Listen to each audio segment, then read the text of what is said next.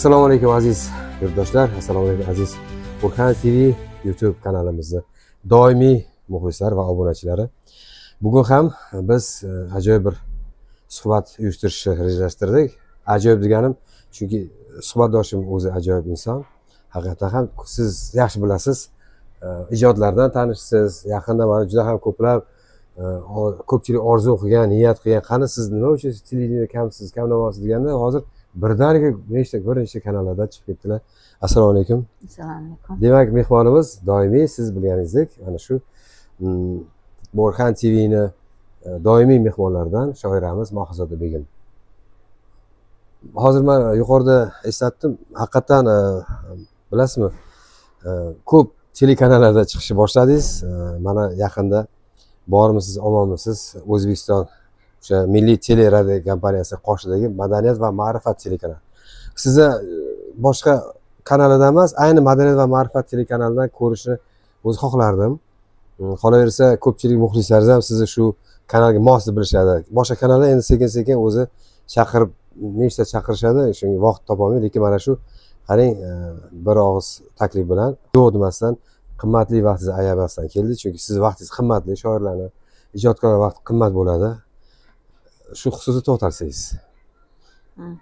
Assalomu alaykum aziz do'stlar. Bugun mana yurtimizda chiroyli kuz fasli kirib keldi, noyabr oylari. Shu muxlislarga va'da qilingandek, mana shu ko'rsatuvga ilohim yetib kelganimizga shukr. Odamlar orasida bizlar ham bormiz. Endi kunlar bir-biridan shiddatli tez o'tib ketyapti. Shuning uchun kunlarimiz soatlarga aylanib qoldi desa ham bo'ladi. Endi shu sezilarli qilib shu kunlarni chiroyli qilib o'tkazish o'zimizni qo'limizda bo'lib qoldi. Endi har bir inson o'zi bu hayotda yashab kelar ekan, o'ziga yoqqan kasb bilan, o'zi ijodi bilan va turli tuman ishlari bilan shug'ullanib kelib, umrida hayotini o'tkazib boraverar ekan.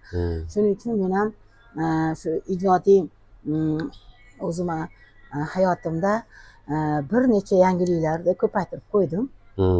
Endi bu ham men uchun qanaqa yangilik ekan, birgalikda tinglaymiz. Rahmat.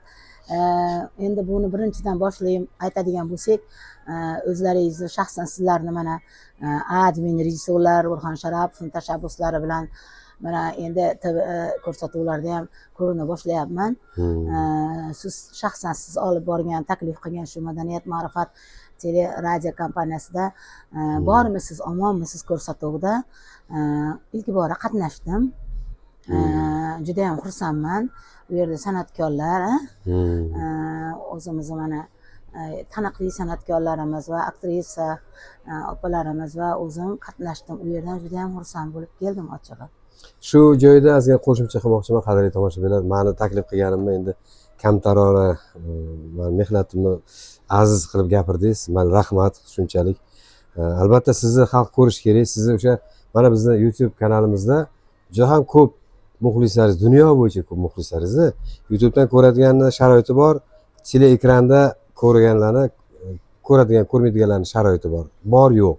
Lekin televideniya albatta bu o'sha YouTube'lardan, boshqa kanallardan, boshqa ijtimoiy saytlardan ancha yuqori turadi. Chunki televideniya o'zini kuchi, o'zini mohiyati, o'zini o'sha eskidan zabardast bir joyi, o'rni bor, yuki bor televideniyani. Qarang, bitta shu bormisiz, omonmisizdan chiqib, qancha tomoshabinlar sizni yanada mana hattoki o'sha kichkina qisqagina bir suhbat qo'yganimizda ham qanchalik sizga nimalar deb borishmadi. Bitta o'sha she'ringizni chiroyli o'qib chiqqaningizni qanchalik baholab, shunchalik bir aziz qilib gapirishdi. Mohizoda Begim, bilasiz, bu endi boshlanishi, nasib etsa, bu agar ko'rmaganlar mana bizning YouTube kanalida o'sha bormisiz, omonmisizda ishtirok etgan Mohizoda Begim, xonanda Abdulla Rahimjonov chaqirgan edi va bizlar bilan birgalikda ana shu ko'rsatuvda ustozoda xonanda Bobomurod Hamdamning farzandi Shamsiddin Hamdam ham ishtirok etdi. Qolaversa, ko'pchilik san'atkorlarimiz. Lekin ana shu boshlanishi bilan endi bu yog'iga qaysi kanalda chiqsangiz ham sizni qo'sh-qo'llab yoki bir yaxshi kayfiyatda kutaverishadi endi. Qachon endi bu kanalda chiqasiz? Hali boshlashadi. Qachon bu kanalda chiqasiz? Qachon uxlamaysizda chiqasiz? Qachon erta tonggi ko'rsatuvda chiqasiz? Qachon kunduzgi savollar bo'laveradi. Xo'p, endi mana chiqib chiroyli she'rlaringizni o'qidingiz, onajon deb. Endi bu yog'iga qanaqa bir yangiliklar bilan chiqasiz? Bu tomoshabinlarning oldida baribir har chiqqaningizda nimadir bilan chiqish kerak-ku. Nima endi yangiliklar bu yog'iga endi? Men o'zim hali bilmayman, qani balki sizlar bilan birgalikda eshitaman. Ha, to'g'ri. Endi radioda yana bitta chiqishim bor yaqinda. TV kanallarida endi takliflar bo'lib turibdi. Xudo xolasa endi ijodimdan ayrim namunalarni olib chiqaman xalqqa va shularni yetkazib, shu tobora kunlarni rang-barang chiroyli kuz fasli kunlarini shu yillar oxirigacha yangiliklarni olib chiqish niyatim bor. Ilohim. Aziz do'stlar, aziz obunachilarimiz, o'sha borimiz omonimiz ko'rsatuvda bular hamma kitoblarni taqdimotini sanab o'tdilar. Birinchisi eslaysizmi? Bir eslaylik-a bir. 2000-yilda chiqqan Malika bo'lgim kelur she'riy to'plam. Ikkinchisi Hayotimni mazmuni onam hikoyaviy esse kitob bo'ldi. Uchinchisi Gul bag'rim she'riy to'plam. To'rtinchisi Mohizotnoma. Beshinchisi va O'tar dunyo romanim bo'ldi u roman. Yana uni davomi bor, yana yoziladi. Keyin 6-kitob Hayot haqiqatlari. Ana shu xususda to'xtaldilar, agar ko'rmaganlar bo'lsa, o'sha YouTube'da o'sha borimiz omonimiz ko'rsatuvimizni qisqacha tomosha qilishingiz mumkin. Demak, Hayot haqiqatlari bu navbatdagi kitobingiz edi. O'sha biz siz bilan suhbat qilganmiz, juda ham ko'plab nafaqat sizni yaxshi ko'rgan, bilgan muxlislar, balki bilmagan, birinchi marta siz o'zingiz uchun kashf qilgan, voy muxlislar shunaqa chiroyli kommentariy yozishdi. Men o'qibchi shunaqa ko'zlari quvnab ketadi. Boringlarga shukr, baraka topinglar, ota-onalarga rahmat. Shunchalik marjondek terib o'sha badiiy kitobda yoki bir insonlarni yaxshi bir o'qimishli, bilimli insonlarni gapiradigan gapidan ko'ra, so'zdan ko'ra yuqori darajadagi so'zlarda sizni sha'ningizga shuna bildirishadi. Kezi kelganda shuni aytib ketaman, o'zimga minnatdorchiligimni bildiraman muxlislar. Rahmat sizlarga, tanajoninglar sog' bo'lsin. Sizlarni shu yozayotgan barcha dil izhorlaringlar orqali o'zim ham quvonib, yanada ijod qilyapman. Chunki sizlarni o'zinglar menga berayotgan mehrni, e'tiborni, tashakkurlarni cheki yo'q ekan. Nima deyman endi? Nafaqat bizning O'zbekistonimizda, mana Amerikadan, Koreyadan, mana Rossiyadan, Yevropalardan barcha dunyo miqyosli mamlakatlardan ham dil izhorlari keladiki, men o'ylayman, bular qanday tushunib mana o'zbekcha o'tib ketgan. O'zbek zabon muxlislarimizda sizlarga endi ularni telefonda o'zlarini anaqa tarjima kanallari ham bor. Aytmoqchi, yaxshi shu joyda eslatdingiz.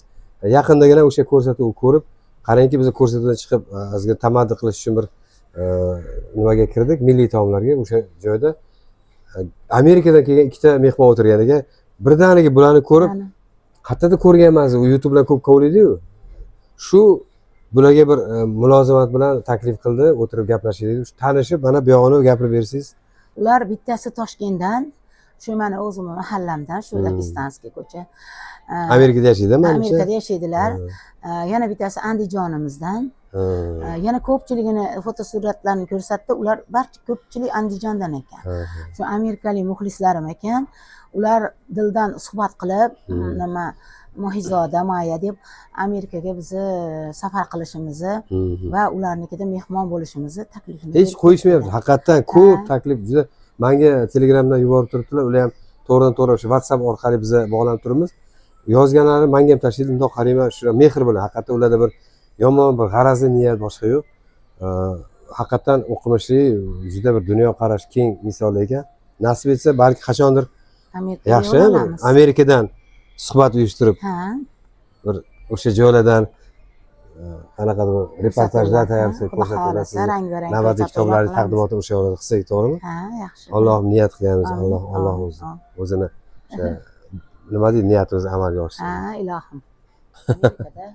Ha, nasib etsa, Amerikada, Nyu-Yorklardan hali uzun, baland binolardan turib, nasib. Bir qarangda, mana hayot haqiqatlari, ya'ni bir necha kitoblarni yozib, siz shu hayotda mukammal yashayotgan bir inson sifatida, hayotni har bir jabhasida o'zingizni ko'rib o'zingizni sinab shu darajaga yetgan inson bir suhbatingiz orasida man hali hayotni o'rganmagan ekanman, hayot endi men uchun boshlanyapti degan bir jumla qulog'imga chalindi. Bu qanaqa tushunish mumkin? Demak biz hali bola ekanmiz hali bu narsani. Gapingiz to'g'ri. Bu katta hayotda endi odamlar orasida bizlar ham bormiz, hammamiz. Endi hayotni o'zim ham sekin asta sekin o'rgana boshlayapman va undagi odamlarni ham yaxshi taniy boshlayapman.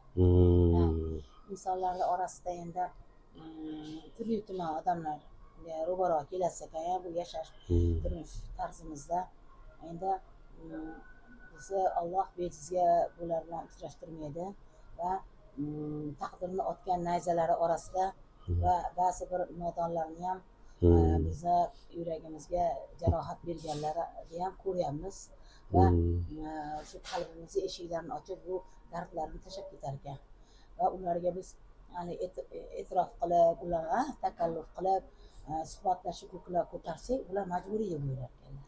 Aksincha biz insonlarni qattiq hurmat qilganimdan va odamlarga ham muhabbat ulashganimdan va biz o'zimizni shunaqa deb o'ylaymizda, o'zimizni yaxshi ko'rib boshqalarni ham yaxshi ko'ramiz, lekin ular bu yaxshi ko'rishni noto'g'ri tushunishadi, majburiy deb tushunishadi, xuddi biz ularga nimadir qilib berishimiz shartga o'xshab.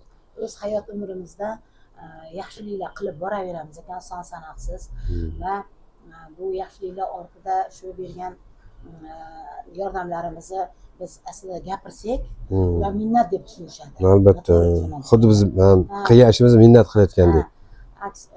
Endi aslida bunday olib qaraganingizda bu hayot o'z umrimizda yashab boramizda bizni va hisobimiz oxirida bizdan so'ramas ekan. Qancha seni mol davlating bor, qancha seni nima topgan pul mablag'ing bor demas ekan. Qancha yaxshiliklarimiz ortimizda sekin asta qolib ketar ekan. Albatta. Va o'zimizdan yaxshi nom ham qolar ekan. Va bilguvchi yolg'iz Alloh, keyin bandalari mana ko'ryapsiz-ku, muxlislarimizni, bizga odamlarni yozgan, insonlarni yozgan dil izhorlari bir-biridan chiroyli, go'zal. Shuning uchun xush kayfiyatda, ilohiy bilan go'zal chiroyli lahzalarni va go'zal davralarda iloji boricha yaxshi insonlar bilan birga bo'lishni tilab qoldim. Demak, shundan menimcha hayotda hali ko'p o'rganish kerak degan xulosaga keldingiz-a? To'g'ri. Endi bu hayotda o'zim xarakterimdan kelib chiqsam, menda jon sarakli mujassam. Keyin mehr ham bor, hurmat, e'zoz, e'tibor bor. Siz ularga Nisbatanmi? Lekin ularni nisbatan, ular sizga bunaqa emas deb men buni sezdim-ku. Endi insonlar yaralganda o'zi aslida mana o't olovdan, suvdan, tuproqdan, o'z tuproqdan yaralgansan. Tabiatdan yaralgan. Hammani o'zini ichki iqlimi boshqa toifalarga bo'linar ekan.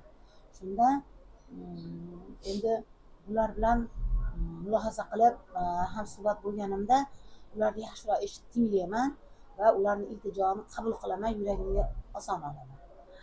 Shu meni bitta aybim demasam bo'ladi-yu.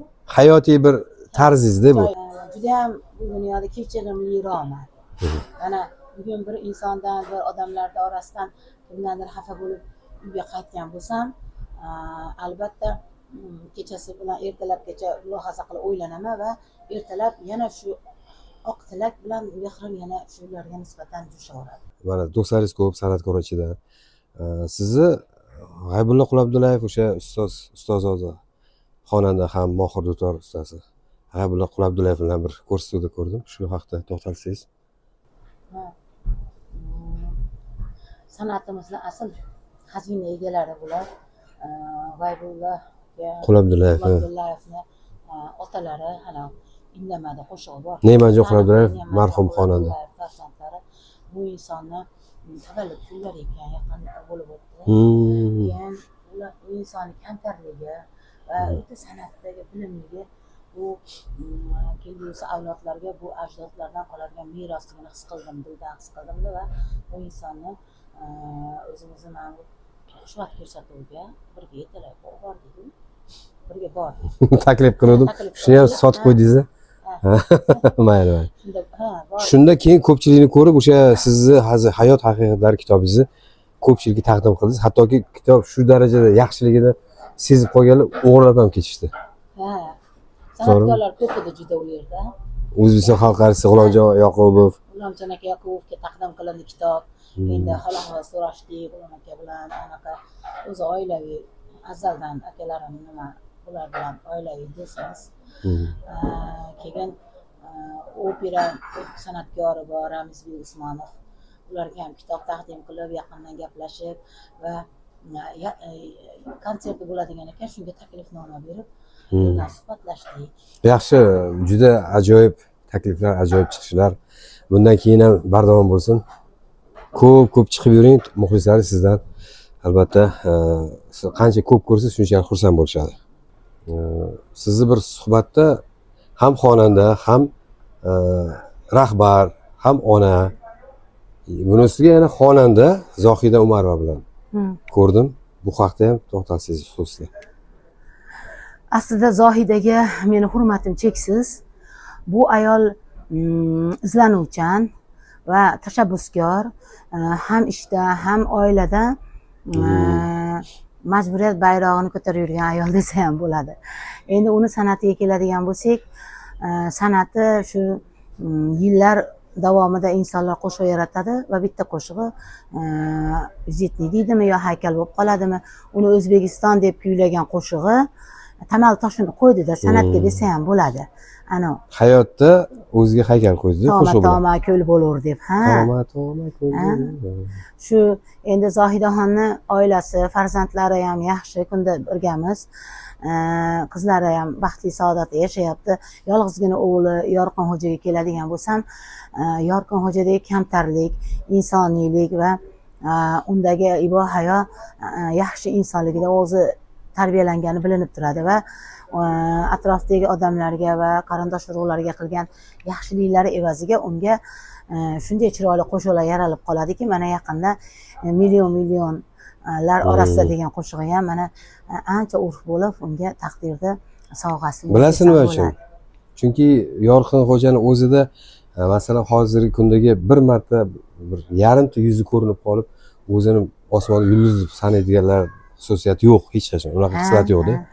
Hamma bilan bir xil, 7 yoshdan 70 yoshgacha bir xil. Shuning uchun unga Alloh beradi. Endi bu san'atda ichida uzoqlashib ketgan dugonalar ham kelib qoldi. Kuni kecha Muazzam G'ofur va raqqosa ana sanamginaniga juda keltirib raqsga tushgan dugonam bilan ko'rishdik va mehmon bo'ldik va uyimda ham mehmon bo'ldik. Doimo bu insonni hamma xalq yaxshi ko'radi. Hali ham shu dugonam Yulduz ham doim meni ko'rsa Muazzamni topaylik, Muazzam topaylik. Mana taqdir taqozosi bilan hammamiz oilaviy ishlar bilan bo'lib ketgan ekanmiz. Mana sekin asta ular bilan ko'rishib boryapman va yana bu san'at ichida eslab ko'rsatuvni ko'ruvdim.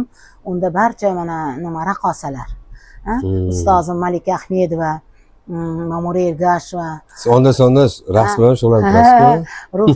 Rushona, mana yana bir qancha san'atkorlar. Bu ayollar san'atdagi O'zbekistonda gullari, bularni guldastalari desa ham bo'ladi. Shunday qilib endi umrimiz o'tib boraverar ekan, endi yuqoridagi gapingizga javob aytib qo'ymoqchiman agar imkoniyat bo'lsa. Xotamtoylik. Shu sizga juda katta ta'sir qildi. Bu hayotimdagi, meni o'z umrimdagi mardlik, jasorat, jur'at va xotamtoylik shu atrofimdagi odamlarga qilib borayotgan yaxshiliklarim asta sekin o'z o'rnini topib rivojlanib boraverar ekan va tarixni bir qismlarida qolaverar ekan. Endi mendagi bu hayotda Alloh bergan sevgi, ularga nisbatan muhabbat bepoyon. Shuning uchun topasiz gaplarni, jumlalarni. Bu hayotda men hozir insonlarda davrasida va aurasida va ularni e'tiborida ekanman. Xursandman, ochig'ini aytsam. Va men bu dunyoda yolg'iz emasman. Chunki bu hayot sayohati bo'ladigan bo'lsa, men Alloh bilan birgaman. Hamma uchun rahmat, tashakkurlarimni bildirib qolaman. Alloh panohida bo'ling har doim. Siz haqiqiy ma'nodagi o'sha xotirjam insonsiz. Alloh sizga har doim o'shancha yo'lingizni ochiq qilib beradi, har doim. Alloh panohida bo'ling. Endi Mohiza begim, siz bilan uzoq soatlab suhbatlashishimiz mumkin, lekin keling mana yangi yil ham yaqinda, nasib o'sha yangi yilda bir ko'rsatuv qilamizmi? Ha, yangi yil rejalari hozir shu noyabrda oxiriga nihoyalanib boradi. Men bu o'zimni shaxsiy tavallud kunlarimni, ehsonlarimni natijasini qilib olganimdan keyin yangi yilga albatta xalqimizga va o'zimizni mana yana shu insonlar atrofiga san'atkor bo'lsin, oddiy turli kasb egalari bo'lsa, shular bilan yangi yil bayram dasturxonini albatta o'tkazamiz. Demak, ana shu dasturda o'ylaymanki, suhbatimizni yana ham kengroq qilib, yana ham mazmunli, bundan ham har doimgi ko'rsatuvlarimiz o'ziga yarasha chiqadi. Yana qolgan suhbatlaringizni, qolgan o'sha dil so'zlaringizni, izhorlaringizni mana shu keyingi ko'rsatuvda qilamiz. Hozir esa mana shu tomoshabinlarimiz e'tibori uchun men minnatdorchilik bildirmoqchiman. Sog' bo'linglar, salomat bo'linglar. Ilohim hamma o'ylagan yaxshiliklarga yetib yuringlar va biz bilan Burkan TV kanali, YouTube kanali qolaversa, Mohizoda begim ijodlari bilan birgalikda hamohang bo'lib biz bilan har doim bo'ling va bizni kuzatib boring. Sizlarga ham tashakkur, rahmat. Va tasvirchilarimiz ham mazza qilishni hozir hammalarga katta rahmat. Har doim bular bizga qanot bo'ladi. 7 dan 70gacha ko'rsatuvingizni omadini bersin, o'zi omadli va men kabi va bizlar kabi yana navbatda turgan insonlarni doimo yoritib, shunaqa nima deydi, xizmatingizni ayamang. Rahmat beqiyos. Rahmat, salomat. Yurtimiz, vatanimiz, elimiz tinch bo'lsin. Hammaga omad tilab qolaman. Sog' bo'linglar, rahmat aytamiz. Sog' bo'linglar.